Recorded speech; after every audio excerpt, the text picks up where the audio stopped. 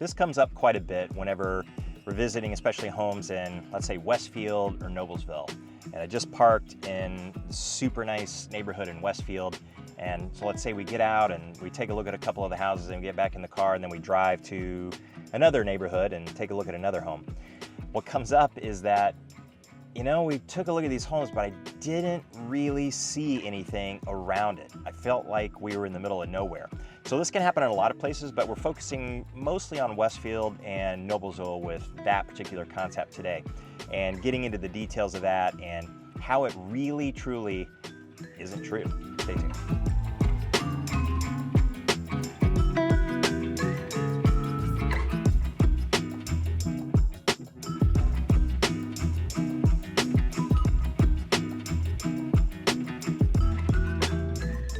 Hey everybody, I'm Jason Compton with Living in Indianapolis and the channel. Welcome back. If it's your first time to the channel, then welcome to you as well.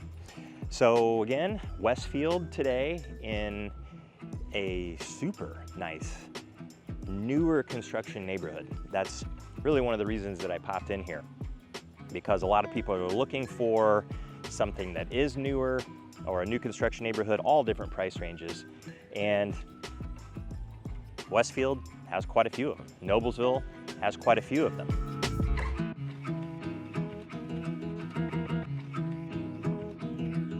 So when you get in here though, it feels like a community. It feels, of course, like you have neighbors. You can see the houses in this neighborhood, they're not exactly right on top of one another, where you got a little bit of space between each of the homes. You got a little bit more than that, but it feels like it's in a community. But as soon as you drive out of here, then it may feel a little bit different, at least immediately out of here. You can see farm fields, you can see farms, you can see maybe some older homes. And when I say older homes, they might have been built in the 30s or earlier, or maybe 50s, 60s, something like that. And they're on these really big lots, maybe like an acre. And you know, the home may be really nice or it may need some work. And it's obvious the home has been there for a long time and it's kind of been out in the middle of nowhere. But you can still get that feeling coming out of a neighborhood like this. And I have to say that sometimes it's on purpose with what you're seeing. So if we line up, let's say 5 different homes to see across Westfield, or go over into Noblesville, or even something like Zionsville, where you can get this feeling too.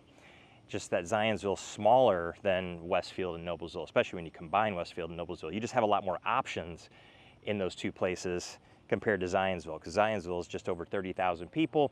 And when you narrow up your price range as to what you're looking for, that oftentimes narrows up the choices pretty quick.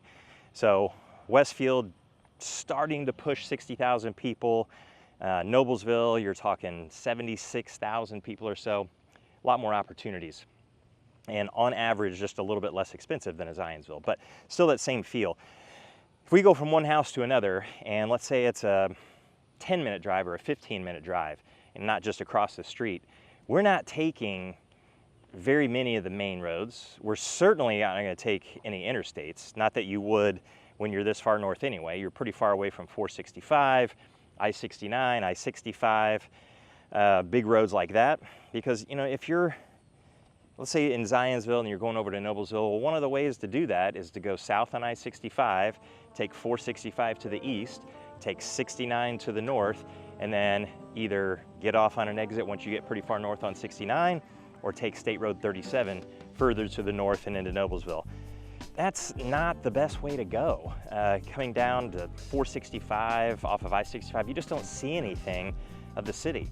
And most people have driven enough across the country, and of course you're using interstates to do that.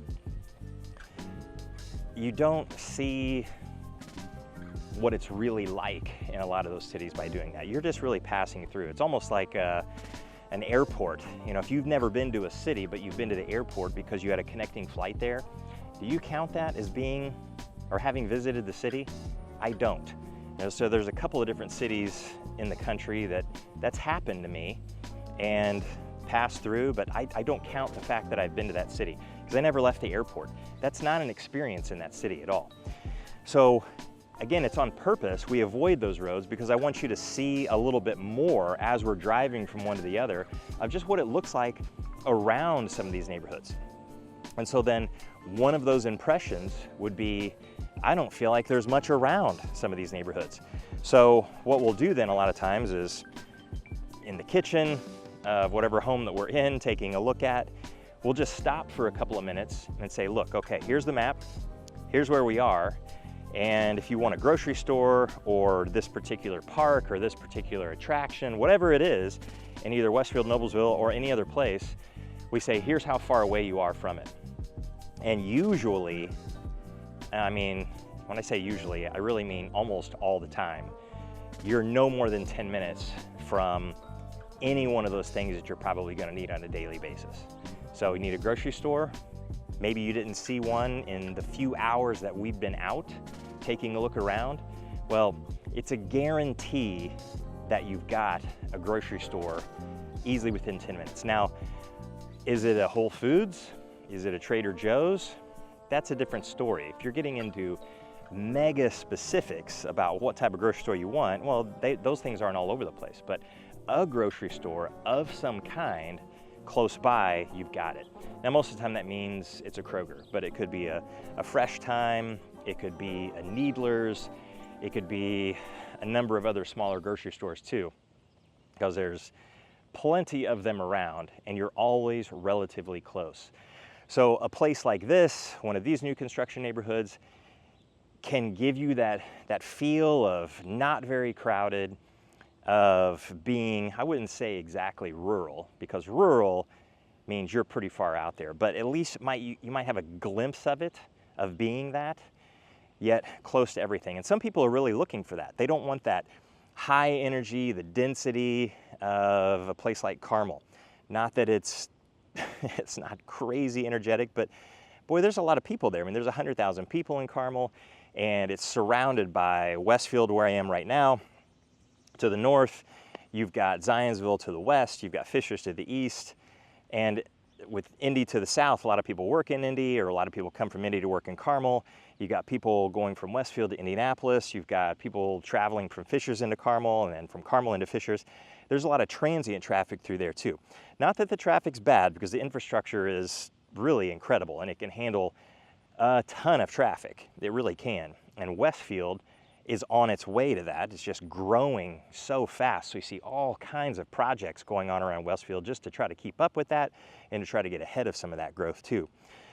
But there is more buzz in a place like Carmel. So if you don't want that, you get here into Westfield and think, yeah, this is a nice balance, but I still don't want to be that far out there. You're not. Now, I will say that if you are in a place like Westfield that's growing, and if you look at 2000, the year 2000, the population here in Westfield, it was under 10,000 people. Now it's over 50, pushing 60,000. And that means right now is where you can still be really close to the core of Westfield. Another 20 years go by, and some of these newer construction neighborhoods, they are going to be a little bit more out there, unless more shopping centers and places of interest, whether they're a cultural interest or not, or a commercial interest, or a day-to-day type of cultural interest or a commercial interest that you might need, like those grocery stores, unless those are built, then it's going to get to that point where you are a little further out. Now, instead of 10 minutes, maybe it's 15 minutes, maybe it's 20 minutes to where you need to go. So at this point, you can still get a really nice mix of those feels. I don't know what it'll look like in 20 years or 30 years. 30 years from now, I'm sure that I won't be doing this anymore, and I won't be on the up and up as far as knowing exactly what's happening with a lot of these different cities and towns around Indy and Indy itself. So this is a time where you can get into a place like Noblesville and Westfield and still be near that core, near those things, but not have that overly crowded feel.